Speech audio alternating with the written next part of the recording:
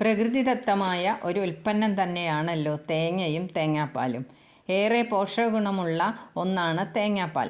കൊച്ചു കുഞ്ഞുങ്ങൾക്കും വലിയവർക്കും ശരീരത്തിലും തലയിലും തേച്ചു കുളിക്കാനും ഭക്ഷണത്തിൽ ഉൾപ്പെടുത്തിയും നമ്മൾ തേങ്ങാപ്പാൽ ഉപയോഗിക്കാറുണ്ട്.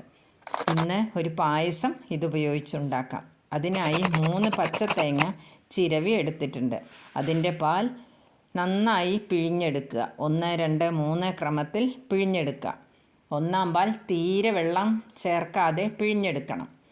2-ാം പാലാകട്ടെ കുറച്ച് വെള്ളം ചേർത്ത് ഒരു മിക്സിയുടെ ജാറിൽ ചതച്ചെടുത്ത് പിഴിയാം. 3-ാം പാൽ കുറച്ചുകൂടി വെള്ളം ചേർത്ത് പിഴിഞ്ഞെടുക്കാം. അത് മാറ്റി വെച്ചതിന് ശേഷം 1 കപ്പ് അരി എടുത്ത് കഴുകി ഒരു ഉരുളിയിൽ വേവിക്കാനായിട്ടു. 3-ാം പാലിൽ വേവിച്ചെടുക്കാം. 3 നുറുങ്ങിയ ഉണക്കല്ലരിയാണ് പായസത്തിന് സാധാരണയായി എടുക്കാറുള്ളത്.